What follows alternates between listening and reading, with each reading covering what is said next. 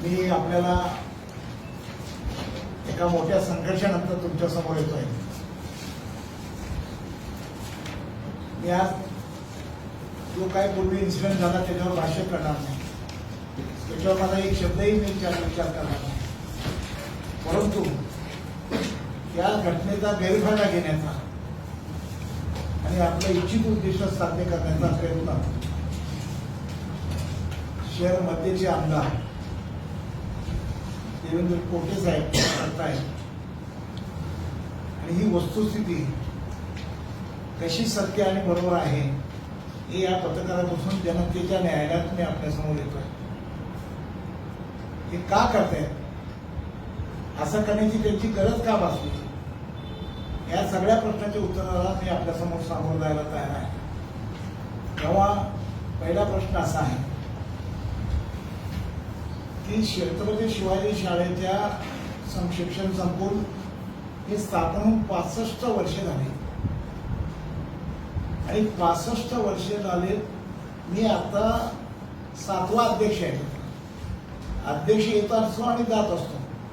संस्थेच्या निवडणुका गुप्त मतदान पद्धतीने होत असतात। तेव्हा मी उद्या निवडणुकीत पराभूत झालो तर मी त्या संस्थेचा अध्यक्ष राहू शकत नाही। मग समजा माझ्यात काय दोष असतील किंवा माझ्यावर काय आरोप असतील, माझ्यावर काय गुन्हे असतील किंवा माझ्याबद्दल काय तक्रारी असतील त्यांच्या, किंवा मला संपवायचं असेल त्यांना, तर ते मला संपू शकतात, पण मला समाजाला नाही। समाजाची संस्था नाही, संस्था समाजाची आहे, मनोहर सपाटीची नाही। मनोहर सपाटी आज आहे ना उद्या नाही। जखम हलगटाला आणि इंजेक्शन पकडायला काय देतात, तुम्ही करा ना, माझ्यावर काय कारवाई करता येईल ते करा। मी कुठे दोषी असेल, मी कुठे सापडला असेल तुम्हाला, तर निश्चित मला सर तुम्ही कारवाई करा। लोकशाही आहे, तुम्हाला तो अधिकार आहे। योगेश पवार अधिकार आहे, देवेंद्र कोटे साहेबांना अधिकार आहे, आणखीन कुणी असतील त्यांच्या बरोबर पाठवलं त्या सगळ्यांना अधिकार आहे। जर मी जनहिताच्या विरोधात कुठे वागलो असेल आणि जनहिताच्या विरोधात काही कृत्य केलं असेल तर मला चौकशी करा, मला काय फासावर द्या, काय अडचण नाही। पण समाजाची संस्था तुम्ही कशासाठी संपवता? जे लोकशाही पद्धतीने तिथं निवडणूक होतात, गुप्त पद्धतीने मतदान निवडणुका होत आहे, आणि त्या संस्थेला तुम्ही टार्गेट का केलं? तिथे प्रशासन नेमण्याची तुमची भूमिका कशासाठी?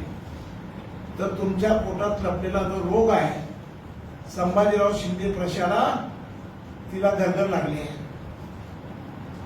आणि ती जिवंत ठेवण्यासाठी तुम्ही माझी संस्था संपवताय। मुळात संभाजीराव शिंदे प्रशाला शासनाचा 3 किलोमीटरचा नियम तोडून एका शाळेच्या जवळ दुसरी शाळा 3 किलोमीटरच्या आत काढता येत नाही, तर ती बेकायदेशीररित्या तुम्ही इथं ट्रान्सफर केली, बेकायदेशीर दुसरीकडली शाळा इथं आणली आणि ती शाळा तुम्ही इथं चालवता। आता त्या शाळेला गरगर लागल्या विद्यार्थ्यांची स्पर्धा आहे, शैक्षणिक स्पर्धा आहे, आणि मग या स्पर्धेला सामोरं जात असताना तुम्ही कमी पडता आहात आणि तुम्हाला कमी पडत असतात म्हणून माझी शिवाजी बंद पडतात, छत्रपती शिवाजी महाराजांच्या नावाची शाळा बंद पडतात। गेली 65 वर्षे मी त्या शाळेचा विद्यार्थी आहे। आमचं समाजाचं अस्तित्व आहे, भूषण आहे सोलापूर। अशा शाळेला तुम्ही संपवण्याचा जो घाट घातल्याने प्रशासनावर आणि कुणाला नेमताय? अशासकीय मंडळ नेमताय, कोण आहे? नावं सांगितलं तर आश्चर्य वाटेल आपल्याला। समाजाचे समाजसेवक तरी नेमा, ज्यांनी शैक्षणिक क्षेत्रात काम करतायत, आपण कुणाला नेमताय? गुंड लोकांना नेमताय, म्हणजे कशासाठी ही शाळा संपवत आहे? माझी विनंती आहे आपल्याला आणि आमदार कोटे साहेबांना विनंती आहे, जर या संस्थेत काही भ्रष्टाचार असेल, या संस्थेचं काय बेकायदेशीर काम असेल, या संस्थेनं काय शासनाचा निधी लुटला असेल तर चौकशी करा। विना चौकशी प्रशासन नेमायचं कायदा कायद्याचं अस्तित्व आहे का नाही? विना चौकशी मला नोटीस द्या, संस्थेला नोटीस द्या, किंवा तुम्ही हे बंद बेकायदेशीर केले, ते बेकायदेशीर केले, असं काही नोटीस द्या। डायरेक्ट तुम्ही संस्थेवर प्रशासक नेमण्याची कारवाई करतायत आणि मुख्यमंत्र्यांना गैरसमज करून देतायत। माझ्याबद्दल काय त्यांच्याकडे जे पुरावे असतील, आरोप असतील, माझ्याबद्दल काय गुन्हे असतील तर, आणि माझ्यावर गुन्हे दाखल केले ते योगेश पवारने 25 गुन्हे एकाच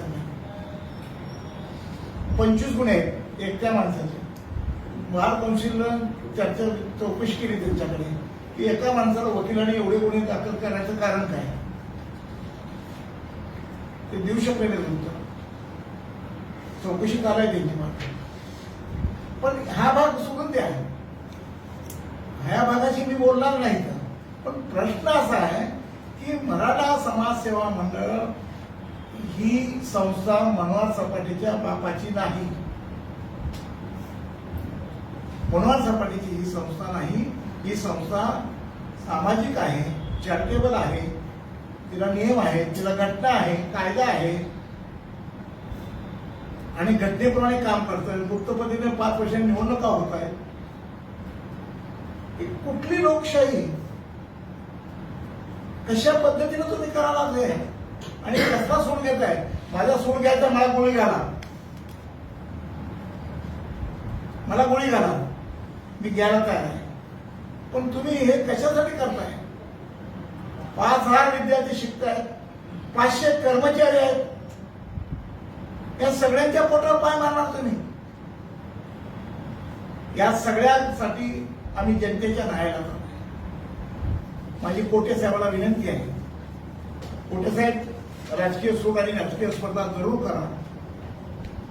आम्ही तुमच्या विरुद्ध हारलो तर जनतेचा निर्णय आम्ही मान्य करतो. तुम्हाला जे करता येईल ते आमच्या विरुद्ध करा राजकारणात, आम्ही त्याच्याबद्दल बोलणार नाही. पण तुमची संस्था जिवंत ठेवण्यासाठी आमचं शिवाजीला मारू नका. संभाजी शिंदे प्रशासनाला जिवंत ठेवण्यासाठी शिवाजीला मारत असाल तर हा मनोहर सपाटे प्राणाचा बळी द्यायला तयार आहे. असं नाही चालत. लोकशाही मला पण एंड आहे का नाही, प्रत्येकाला मृत्यू आहे का नाही. मग माझी अशी विनंती आहे त्यांना की आपण दिलेलं पत्र ताबडतोब परत घ्या. एकतर्फी अशा पद्धतीची कारवाई करू नका. जर तुमची काय तक्रार असेल, संस्थेनं काय बेकायदेशीर केलं असेल, संस्थेचं काय सरकारचं नुकसान केलं असेल तर तुम्ही निश्चितपणे त्याची चौकशी लावा, चौकशी घ्या. काय आमच्याकडे घोटाळा असेल काय असेल तर तुम्ही. पण प्रशासक नाही म्हणा, चॅरिटी कमिशनर त्यासाठी अथॉरिटी आहे. चॅरिटी कमिशनरकडे ऑडिट रिपोर्ट जातो, चॅरिटी कमिशनरकडे चेंज रिपोर्ट जातो. चॅरिटी कमिशनर ते हजर आहेत. जे त्यांच्याकडे तक्रार करतात ते सगळे चॅरिटी कमिशनरकडे हजर आहेत. चॅरिटी कमिशनर न्यायालय आहे, त्यांनी निर्णय घेतला न्यायालयानं उद्या सपाटेनं बाद करा, बाद होतील सपाटे. चॅरिटी कमिशनरकडे जा ना. सत्तेचा गैरउपयोग करू नका, तुमच्या आमदारकीचा दुरुपयोग करू नका, अशी माझी त्यांना विनंती आहे. या कोटे साहेब थांबले नाही तर आम्ही जनआंदोलन उभा करू, लाक्षणिक उपोषण करू, लोकशाही मार्गाने. कारण आम्ही जरांगे साहेबांना भेटलो, संघर्ष योद्धा जरांगे साहेबांना भेटलो, त्यांनी सांगितलं लोकशाही मार्गाने त्यांच्या समोर तुम्ही आपला आवाज उठवा, न्याय मागा.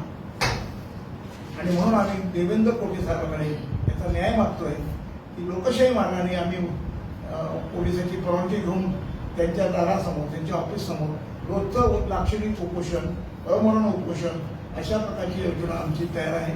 आम्ही या पद्धतीनं आंदोलन करू. कोटे साहेबांना थांबावे अशा हात जोडून विनंती करतो. माझी शिक्षा समाजाला देऊ नका, मला शिक्षा द्यायला तुम्ही समर्थ आहात तेव्हाही द्या आणि तुमची शिक्षा घ्यायला मी समर्थ आहे. तेव्हा अशा पद्धतीचा गैरफायदा करू नये याच्यासाठी ही पत्रकार परिषद आहे. कायदा हातात घेऊन अशा पद्धतीनं माननीय मुख्यमंत्र्यांना विनंती आहे, हात जोडून मुख्यमंत्र्यांना विनंती आहे की मराठा समाजाला आरक्षण द्यायचं आंदोलन चालू असताना, मराठा समाजाचं एवढं मोठं आंदोलन चालू आहे. उद्या संघर्ष योद्धा जरांगे साहेब मुंबईला निघते आहेत 27 पासून आणि मुंबईला लाखोच्या संख्येने लोक चालले. अशा वेळी तुम्ही अशा परिस्थितीत परत तुम्ही मराठीची एक संस्था नेस्तनाभूत करताय, मराठीची संस्था संपवताय. माझी मुख्यमंत्र्यांना विनंती आहे की अशा चुकीच्या लोकांचं ऐकून काही कारवाई करण्याची भूमिका घेऊ नये अशी विनंती करतो आणि